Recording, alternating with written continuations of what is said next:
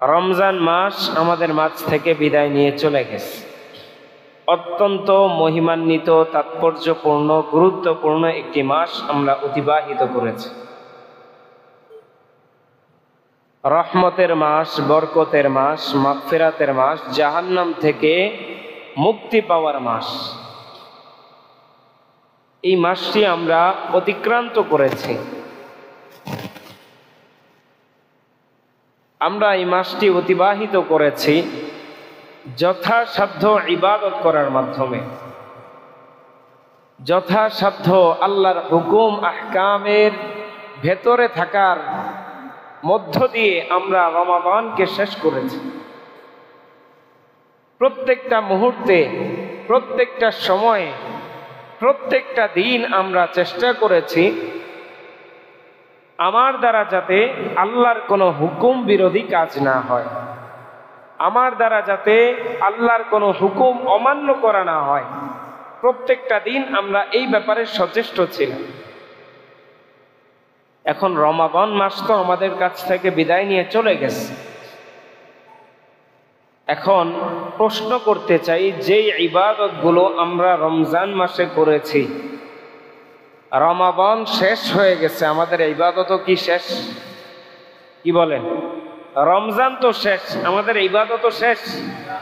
আমাদের অনেক ভাইরা তো এরকম করবে, রমজান মাসের চাঁদ উদিত হওয়ার সাথে সাথে মসজিদে আসা শুরু, 5 ওয়াক্ত নামাজ পড়া শুরু, ঈদের চাঁদ উদিত হওয়ার সাথে সাথে মসজিদের সাথে সম্পর্ক ছিন্ন। মুমিনের কাজ কি এটা হবে? নাকি মুমিনের কাজ যতদিন হায়াত থাকবে ততদিন ইবাদত চলবে? কি বলেন, কথা ঠিক কি না? কারণ আল্লাহ আমাদেরকে বানিয়েছেন এই ইবাদত করার জন্য। আমি আপনাদের সামনে সূরাতুয যারিয়াতের কোরআনুল কারীমের 27 নম্বর পারার 2 নম্বর পৃষ্ঠা ছোট্ট একটা আয়াত তেলাওয়াত করেছি। আল্লাহ তাআলা বলেন, ওমা খালাকতুল জিন্না ওয়াল ইনসা ইল্লা লিয়াবুদুন।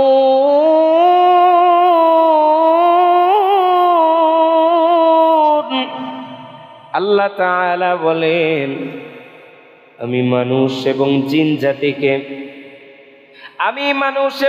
জাতিকে একমাত্র ইবাদত করার জন্য সৃষ্টি করেছি। আল্লাহ বলতেছেন, আমি মানুষ এবং জিন জাতিকে একমাত্র ইবাদতের জন্য, শুধুমাত্র ইবাদতের জন্য সৃষ্টি করেছি। সুতরাং দুনিয়ায় আমার যেই কাজই থাকুক না কেন, সব কাজের মধ্যে প্রধান কাজ হলো আল্লাহর ইবাদত করা। কথা বলেন ঠিক কিনা? যেই কাজই আমি করব দেখতে হবে ওই কাজের দ্বারা আমার আল্লাহর ইবাদত হয় কিনা। কারণ আল্লাহ বলেছেন, আমি মানুষ এবং জিন জাতিকে সৃষ্টি করেছি একমাত্র আমি আল্লাহর ইবাদত করার জন্য। সুতরাং এই সৃষ্টির অস্তিত্ব যতদিন থাকবে ততদিন এই সৃষ্টির উপর ইবাদতের হুকুম চলতে থাকবে। মুমিনের ইবাদত শুধু রমজান কেন্দ্রিক না, মুমিনের ইবাদত শুধু বিশেষ কিছু দিন কেন্দ্রিক না। মুমিনের ইবাদত জীবন আছে যতক্ষণ ইবাদত চলবে ততক্ষণ, জীবন আছে যতক্ষণ ইবাদত চলবে, জীবন আছে যতক্ষণ ইবাদত চলবে ততক্ষণ। অর্থাৎ যেই দিন থেকে বোঝা শিখেছি, যেই দিন থেকে আল্লাহর হুকুম মানতে সক্ষম হয়েছি, সেই দিন থেকে নিয়ে একেবারে মৃত্যু পর্যন্ত আপনাকে আমাকে আল্লাহর ইবাদত করে যেতে হবে।